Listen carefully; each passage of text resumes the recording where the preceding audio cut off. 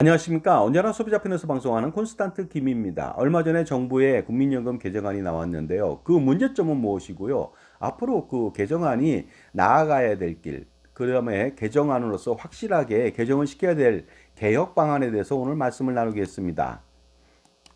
국민연금, 우리나라 국민연금의 문제점들을요, 매스컴이나 전문가들이 그동안 많이 지적했습니다. 대표적인 것이 바로 이것입니다. OECD 국가 대비해서 소득 대체율이 형편없이 낮다는 것이죠.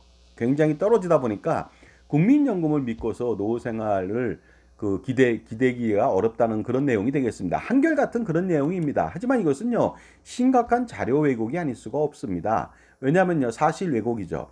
왜 떨어지는 것일까요, 이렇게? 국민연금 제도가 나빠서 떨어지는 것일까요? 절대로 그렇지 않습니다. 그것은요, 국민연금 최초 가입 시에 어떻습니까? 시행 시기에 연금보험료를 적게 냈기 때문에 어떻습니까? 소득대체율이 떨어지는 것이죠. 예전에는 3% 냈습니다. 그 다음에 얼마 있다 6% 냈고요. 지금까지 9%밖에 내지 않습니다. 이에 반해서 OECD 국가는요, 18.2%라고 하는 우리보다 2배, 예전에는 6배, 그 다음에 3배 이상, 2배 이상 낸다는 것이죠.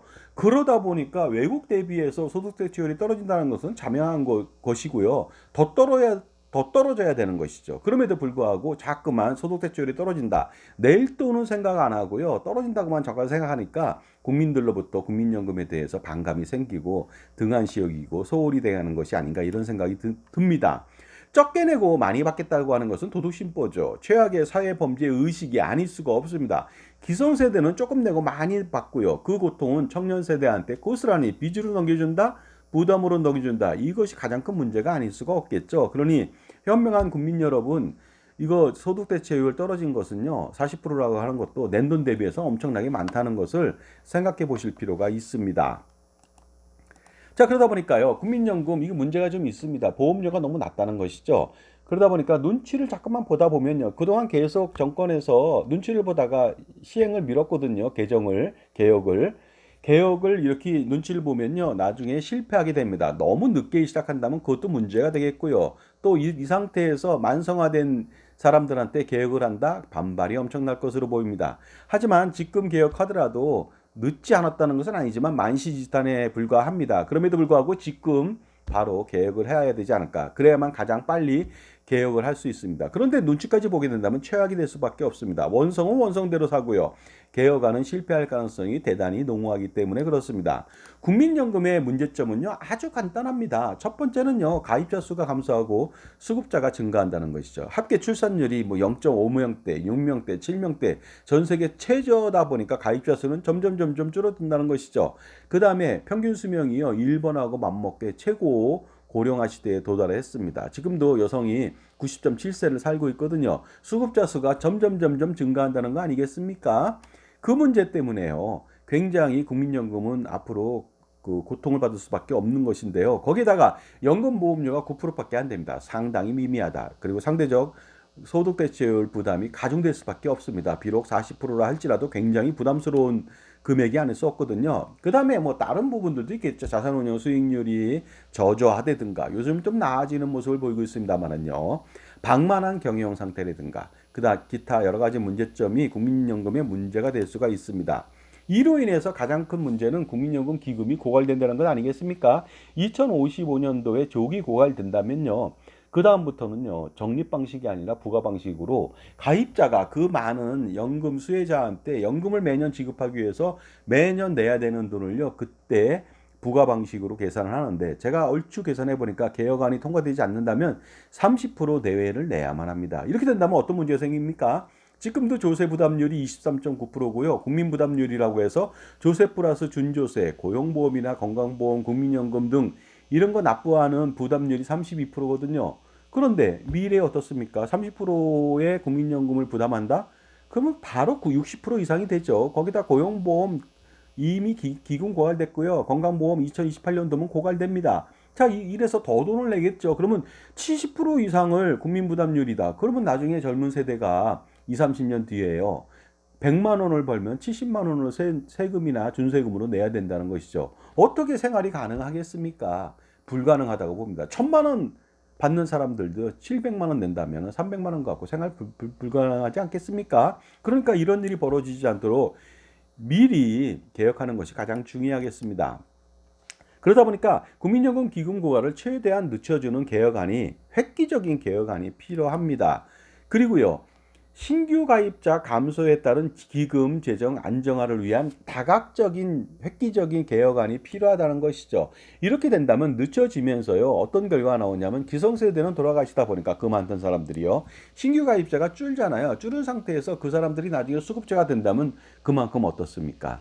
그 신규 가입자가 줄어서 그 역설적으로 그 노후연금을 받는 사람이 적다 보니까 앞으로 뭐 출생률이나 기타 가입자 수를 증가시키는 전략을 세운다면은 충분하게 국민연금은 건전성을 유지할 수가 있지 않을까 생각을 합니다. 따라서 패러다임 인식의 변화가 좀 필요합니다. 지금도 소득 대체율이 굉장히 높은 겁니다. 그런데 그렇다고 해서 더 낮출 수는 없지 않겠습니까? 왜냐하면 노후 생활비 조달이 안 되거든요. 그러니까 그것을 위해서 어떻습니까? 해결하기 위해서 연금보험료를 9%가 아니라 12%, 15%, 18% 이렇게 올려야만 되는 것이죠.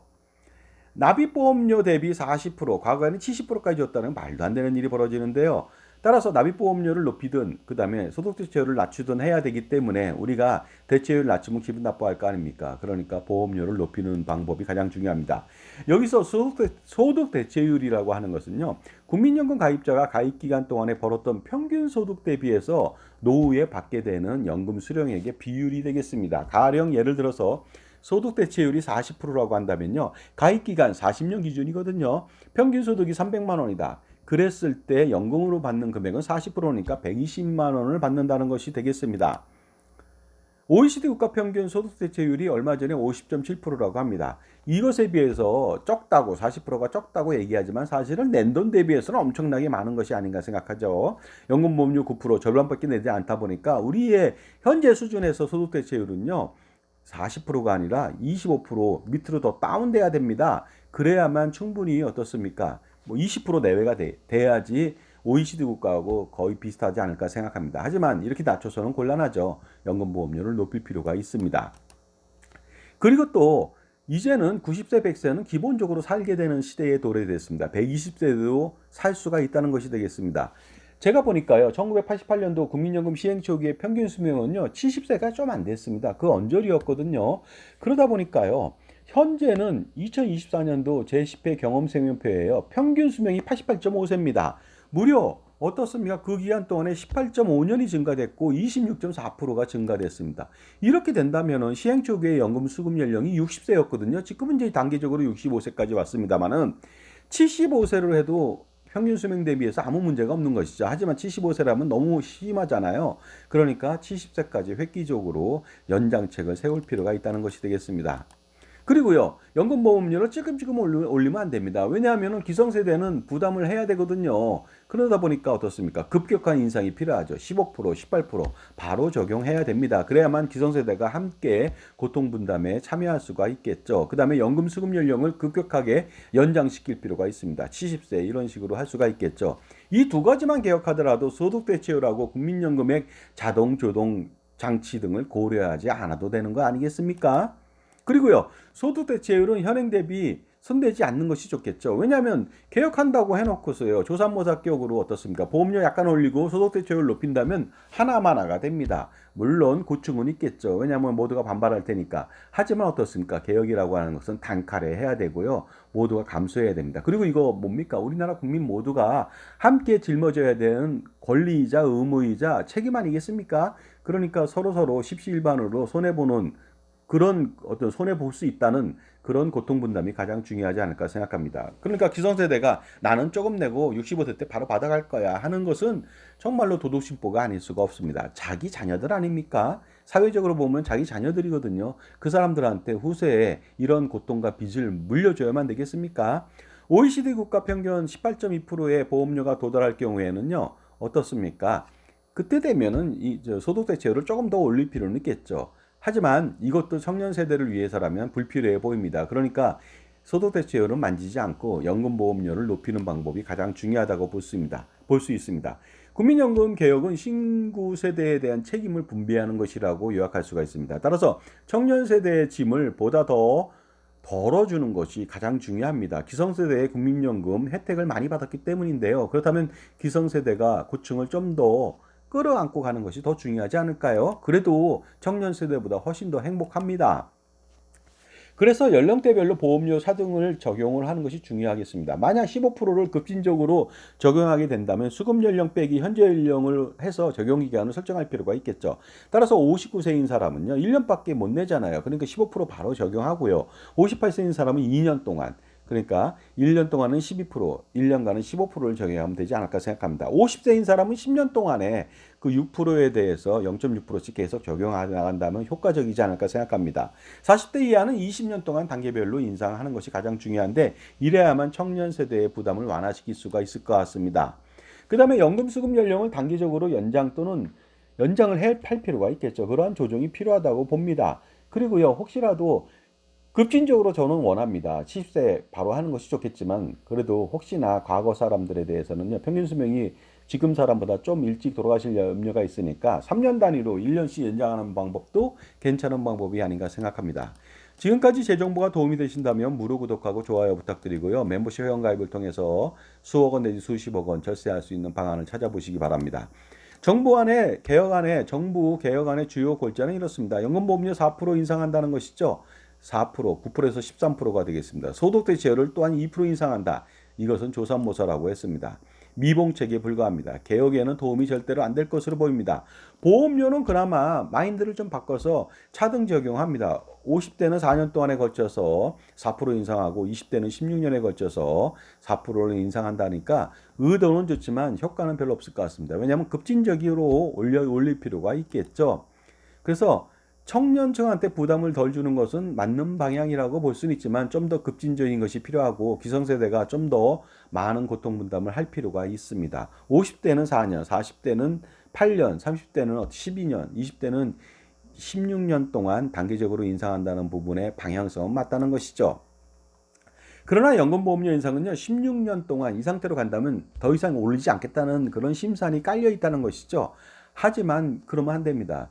그거 가지고는 택도 없습니다. 그러다 보니까요, 18.2% OECD 국가 평균에 도달할 수 있도록, 그 근처라도 갈 수 있도록 최초부터 엄청난 드라이브를 걸 필요가 있습니다. 그래야만 청년 세대가 나중에 30% 내외의 부가 방식으로 변질된 국민연금 보험료를 내지 않아도 되기 때문입니다. 여기에다 또 자동 조정 장치라고 하는 것을 도입한다는 그런 계약안이 있는데, 이것은 말도 안 되는 것이 되겠습니다. 이것을 만약에 하게 된다면요, 나중에는요, 자기 멋대로 연금액을 깎을 수가 있습니다. 뭐 물가 상승률 반영하지 않을 수 있고요. 그 다음에 소득 대체율을 줄일 수 있고, 그 다음에 연금보험료를 더 내게 할 수도 있고, 뭐 여러 가지 방법을 통해서 연금보험료 안 낸다면은 받아야 될 돈을 100을 받아야 되는데 70만 줄 수도 있고요. 가까운 이웃 나라인 일본도 이런 방법을 통해서 거의 20% 내외가 줄어드는 그런 현상을 봤는데요. 제가 볼 때는 줄일 것이 아니라 늘리질 않더라도요, 어떻습니까? 연금보험료를 더 높이는 그런 방안들을 가지고 가는 것이 가장 중요합니다. 그러다 보니까 자동 조정 장치라고 하는 것은 안전장치라고 해서 위정자들이 반드시 해야 되는 것이죠. 왜냐하면 자기들은 피해를 최소화시키기 위해서 무조건 줄 수 없는 상황이 벌어졌을 때는 깎는다는 거, 너무나 단순한 논리 아니겠습니까? 그러다 보니까 실질적인 강력한 연금개혁 조치를 못하다 보니까 이러한 어떻습니까? 화장실에 가서 변을 보고서 닦지 않고 종이를 붙이고 티슈를 붙이고 나온 일에 미봉책에 불과하다는 것이 되겠습니다. 따라서 강력한 조치가 필요하지 않을까? 정면 돌파가 필요한 것입니다. 자동 조절 장치라고 하는 것이 국민연금 기금 재정 건전함 및 부과 방식일 경우에 가입자 부담을 덜기 위해서 연금액을 상황에 따라서 줄여준다. 뭐 이런 내용이 되겠는데요. 그러나 받는 사람들은요, 약속한 연금액을 전혀 받을 수가 없습니다. 그러다 보니까 이것은요, 국민연금에 대한 신뢰의 문제가, 가장 큰 문제가 떨어진다는 것이 큰 문제가 아닐 수가 없겠죠.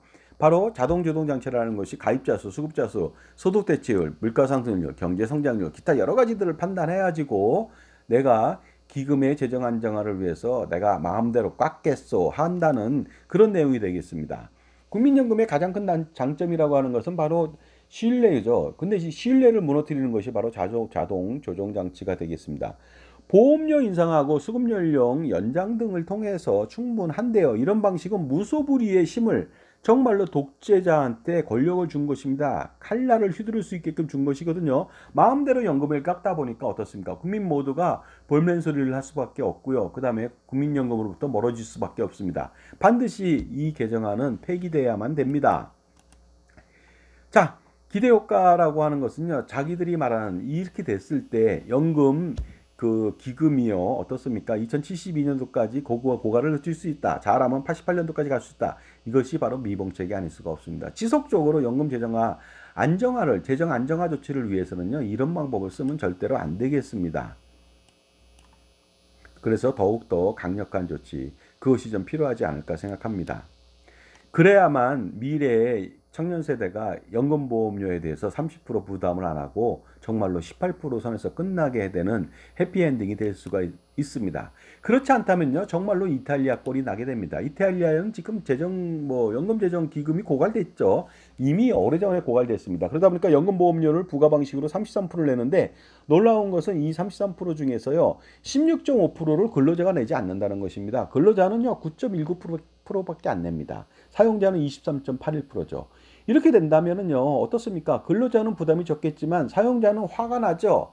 그러면 고용에 문제가 생기는 것입니다. 그러다 보니까 지금 이탈리아의 경제가 곤두박질 치고 있습니다. 왜냐하면 이렇게 근로자가 조금만 내게 된다면요, 당연히 고용 대란이 일어날 수밖에 없겠죠. 자영업자도 34.23%를 낸다니까 황당하지 않을 수가 없습니다. 결국 기업 부담을 가중시켜서 포퓰리즘에 의해서 표를 좀 얻어보겠지만은요, 제가 볼 때는 이것이 바로 가입자 고용이 안 돼서 지금 이탈리아는 20%대 그 이상의 청년 실업률로 지금 몸살을 앓고 있는데요. 앞으로 점점 나빠지겠죠. 바로 이런 부분 때문입니다. 결국은 이런 꼴을 당하지 않기 위해서는요, 어떻습니까? 미리 지금 준비하는 것, 개혁 방안, 제가 말씀드린 대로 그 두 가지 방안을 강력하게 시행하는 것이 좋습니다. 그러다 보니까 세부적으로요, 고3 자녀부터 만 18세부터 임의 가입하게끔 해야 되고요. 이랬을 때 부모님이 우상 지원한다면 증여세를 부과하면 안 되겠습니다. 증여재산 공제를 추가적으로 해줄 필요가 있겠고요.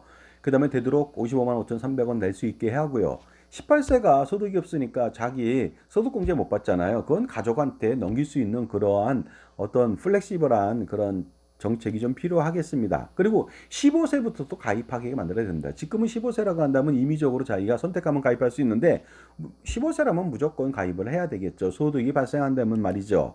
무소속 배우자도 임의 가입을 통해서요, 어떻습니까? 최대 보험료를 납부할 수 있도록 해야 됩니다. 연금보험 가입하면 절대로 안 되겠습니다. 왜냐하면은 임의 가입을 통해서 무소속 배우자도 소득공제를요, 가족한테 넘길 수 있는 그런 장점을 준다면 당연히 연금보험 가입하지 않겠습니까? 하지 않을 것입니다. 그러다 보니까 당연히 가입하지 말아야지. 최고 좋은 국민연금 가입해야지 그 가정에도 도움이 되는 거 아니겠습니까?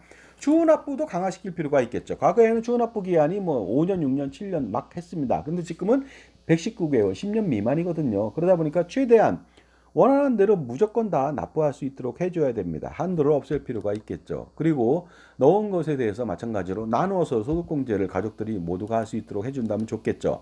반납도 마찬가지입니다. 반환식은 반납도 해서요. 예전에는 소득공제 받지 않았죠. 왜냐하면 비과세였기 때문에. 하지만 반납했을 때 소득공제를 제공한다든가 이렇게 된다면 추후에 가세하면 되지 않겠습니까?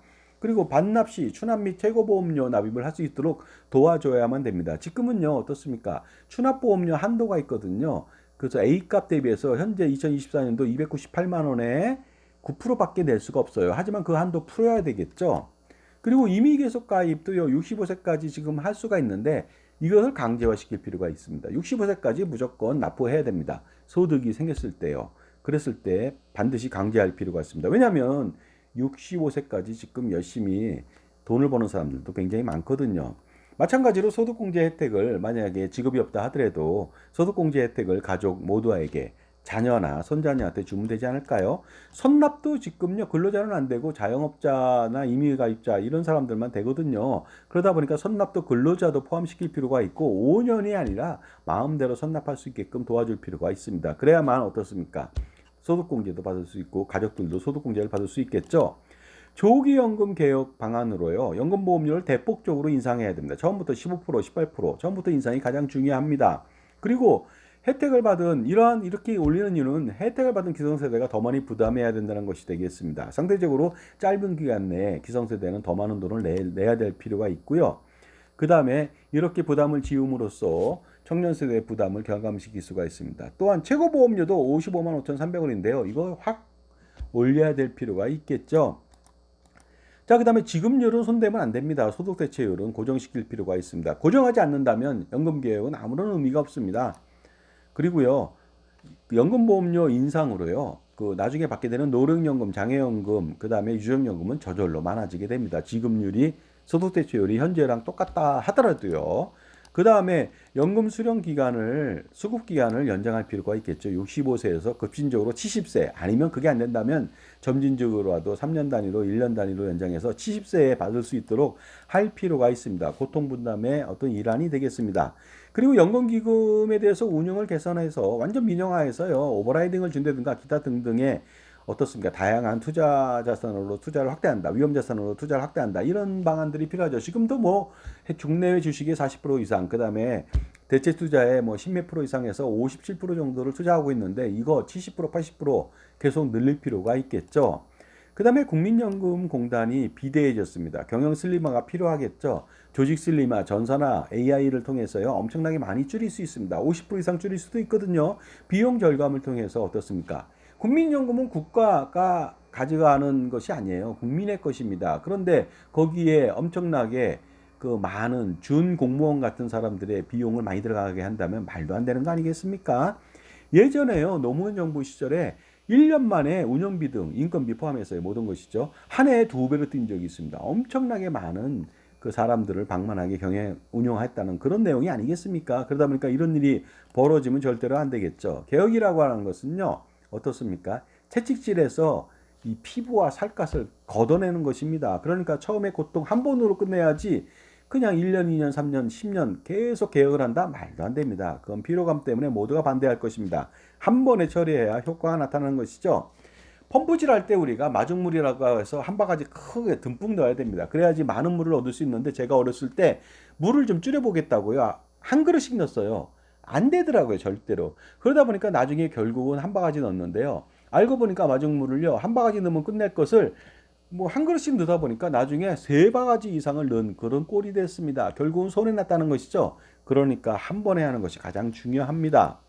공동체 의식이 필요하겠죠. 그 이기주의는 정말로 이럴 때는 발휘하면 안 되겠습니다. 지구는 우리가 살다가 가는 곳이죠. 우리가 소유하는 곳이 아닙니다. 따라서 잘 남겨줘야 됩니다. 후손한테 온전하게 물려줄 필요가 있겠죠. 마찬가지가 되겠습니다. 국민연금 또한 우리가 청년 세대와 함께 살아가면서 받는 정당한 권리가 돼야 되고 의무가 돼야 되고 책임감이 있어야 되겠죠. 한쪽으로 치우친 잘못된 혜택이라면요, 이것은 말도 안 됩니다. 골고루 혜택과 의무와 책임을 나눠주는 것이 가장 중요하지 않을까 생각합니다. 자, 그래서요, 오랫동안 제가 은퇴에 관련돼서 연구를 해왔습니다. 국민연금 최고의 노후 보장책이 아닐 수가 없는데요. 이거 개혁할 필요가 있습니다. 개혁한다면 앞으로도 최고의 상품으로 존재할 수가 있으니까 반드시 최고의 그 상품이 될 수 있도록 최고의 개혁이 필요하지 않을까 생각합니다. 감사합니다.